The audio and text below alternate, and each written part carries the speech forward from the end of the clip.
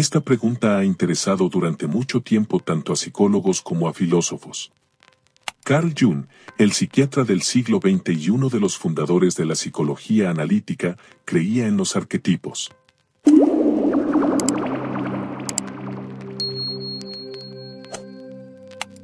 Según Jung, existen estructuras psíquicas idénticas comunes a todos, que son heredables y que influyen en la forma en que todos los seres humanos experimentan el mundo. Jung llamó a estas estructuras arquetipos. En este video proporcionaremos una introducción detallada, explicando qué son, cómo influyen en nuestras vidas y las ideas de Jung sobre la conexión entre las experiencias religiosas y los arquetipos. Carl Jung, además de ser psiquiatra en ejercicio, fue uno de los principales expertos en el estudio de la simbología religiosa y mitológica. Fue su trabajo en ambos campos lo que lo llevó al descubrimiento de los arquetipos. Al estudiar los mitos y religiones de culturas pasadas y presentes, Jung notó que muchos de ellos compartían patrones, temas y símbolos similares. Esto era interesante por sí solo, pero lo que aún más despertó la curiosidad de Jung fue que algunos de estos mismos temas y símbolos surgían en los sueños y fantasías de pacientes que sufrían esquizofrenia. ¿Qué podría dar cuenta de tales similitudes? Jung propuso que la mente humana, o psiquis, no es exclusivamente el producto de la experiencia personal, sino que contiene elementos que son prepersonales o transpersonales y comunes a todos. Estos elementos los llamó arquetipos y propuso que es su influencia en el pensamiento y el comportamiento humano lo que da lugar a las similitudes entre los diversos mitos y religiones. Para entender adecuadamente el papel de los arquetipos, primero debemos explicar la concepción de Jung sobre la psiquis. Jung describió la psiquis como la personalidad total de uno, abarcando todos los pensamientos, comportamientos, sentimientos y emociones. Jung dividió la psiquis en tres reinos principales: la conciencia, el inconsciente personal y el inconsciente colectivo. Estos tres reinos no están cerrados entre sí, sino que interactúan constantemente de manera compensatoria.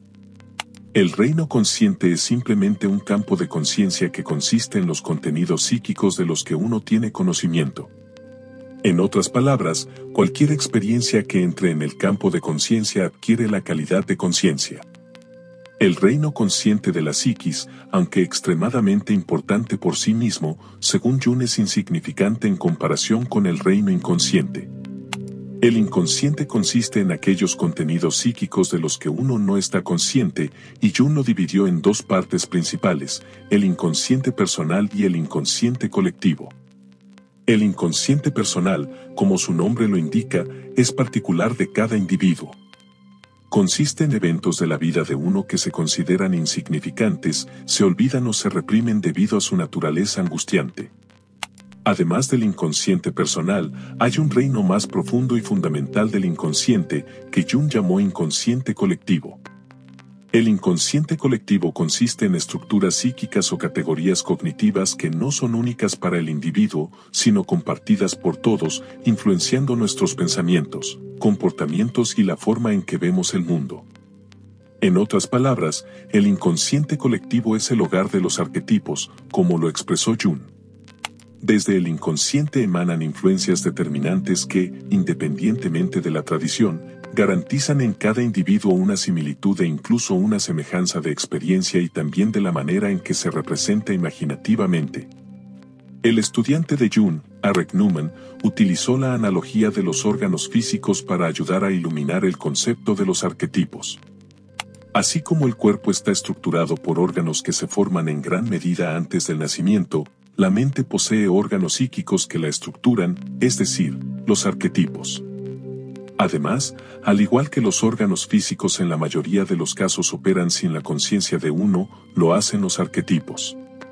Y lo más importante, al igual que los órganos físicos que funcionan adecuadamente son esenciales para un cuerpo sano, una mente sana depende del funcionamiento adecuado de los arquetipos, como explica Neumann. Los elementos estructurales arquetípicos de la psique son órganos psíquicos cuyo funcionamiento depende del bienestar del individuo y cuya lesión tiene consecuencias desastrosas.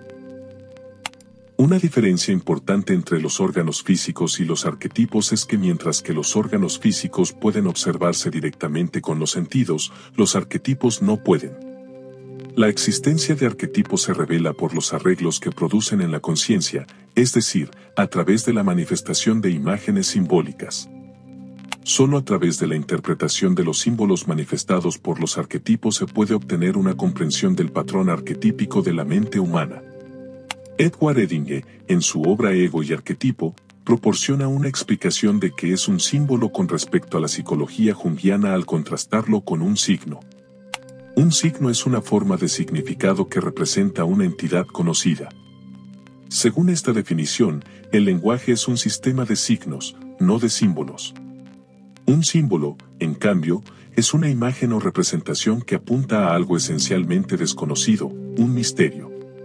Un signo comunica un significado abstracto y objetivo, mientras que un símbolo transmite un significado viviente y subjetivo. Mientras que los signos, según esta definición, señalan cosas definitivas que existen en el mundo, los símbolos no representan cosas que existen en el mundo físico, sino que señalan la existencia de elementos desconocidos de la psique o patrones del inconsciente, como lo expresó Jung. Siempre que hablamos de contenidos simbólicos, nos movemos en un mundo de imágenes que apuntan a algo inefable. No sabemos qué tan claras o poco claras son estas imágenes, metáforas y conceptos en relación con su objeto trascendental. Sin embargo, no hay duda de que hay algo detrás de estas imágenes que trasciende la conciencia y opera de tal manera que las declaraciones no varían ilimitadamente y caóticamente, sino que todas claramente se relacionan con algunos principios básicos o arquetipos. Es importante señalar que los arquetipos no manifiestan el mismo conjunto exacto de imágenes simbólicas para cada persona. Más bien, los arquetipos proporcionan la estructura, no la forma específica, de la imagen simbólica. La forma específica que toman las imágenes difiere de una cultura a otra e incluso individualmente. Sin embargo, como Jung afirmó en el pasaje recién citado, la manifestación simbólica de los arquetipos no varía ilimitadamente y caóticamente. Por lo tanto, al tomar nota y reflexionar sobre los símbolos tal como se manifiestan en la conciencia, se puede obtener conocimiento de la estructura arquetípica de la mente. Eric Newman describe el papel del símbolo en la producción de conocimiento de los arquetipos de la siguiente manera: la forma de representación peculiar del inconsciente no es la de la mente consciente. Ni intenta ni puede asir y definir sus objetos en una serie de explicaciones discursivas y reducirlos a claridad mediante análisis lógico. El camino del inconsciente es diferente. Los símbolos se reúnen alrededor de la cosa que se va a explicar, entender, interpretar. El acto de volverse consciente consiste en los grupos concéntricos de símbolos alrededor del objeto, todos circunscribiendo y describiendo lo desconocido desde muchos lados. Cada símbolo revela otro aspecto esencial del objeto a ser comprendido, apunta a otra faceta de significado. Solo el canon de estos símbolos congregándose alrededor del centro en cuestión, el grupo de símbolos coherentes, puede conducir a una comprensión de a qué apuntan los símbolos y de lo que están tratando de expresar. Para proporcionar un ejemplo de los tipos de símbolos que son manifestados por los arquetipos, examinaremos el arquetipo que Jung llamó del yo. El yo es el arquetipo central, y su papel es unificar las otras estructuras arquetípicas de la psiquis. Según Jung, la importancia del arquetipo del yo coincide con el hecho de que es la fuente de muchos de los símbolos encontrados en religiones y mitos. Edward Edinge en Ego y Arquetipo revela la amplia gama de símbolos manifestados por el yo.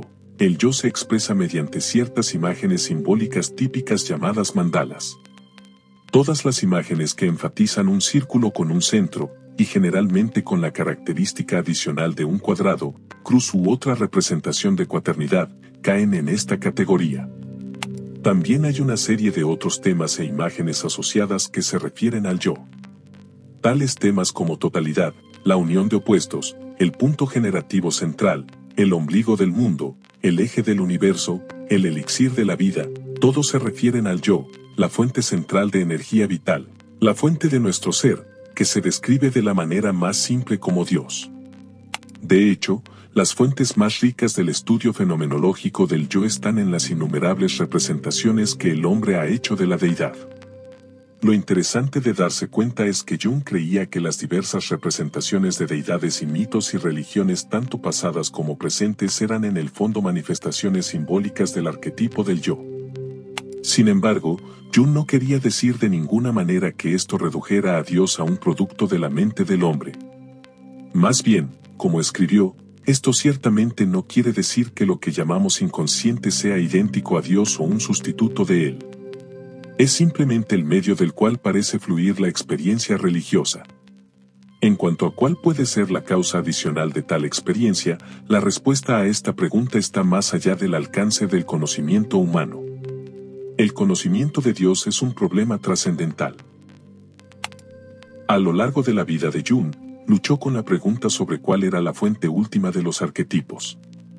En ocasiones, sugirió que surgían de manera evolutiva y estaban sujetos a cambios a lo largo de largos periodos de tiempo.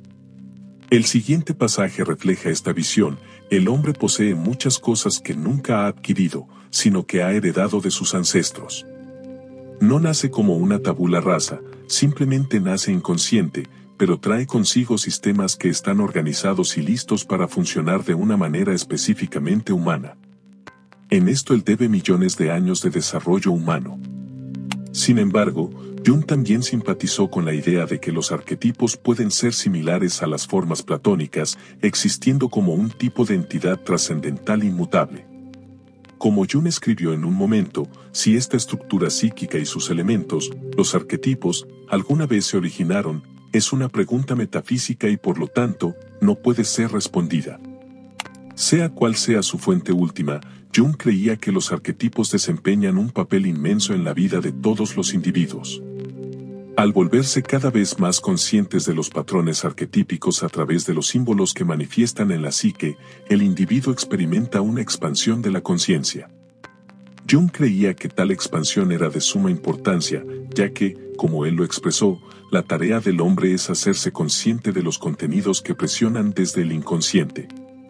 No debe persistir en su inconsciencia ni permanecer idéntico con los elementos inconscientes de su ser, evitando así su destino, que es crear más y más conciencia. Hasta donde podemos discernir, el único propósito de la existencia humana es encender una luz en la oscuridad del mero ser. A continuación te dejaré una lista que incluye los 12 arquetipos.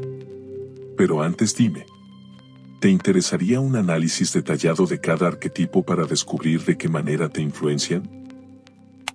Si has llegado hasta aquí, quiero darte mis profundos agradecimientos. Si el video te ha gustado, nos ayudas mucho dándole like, suscribiéndote y comentando.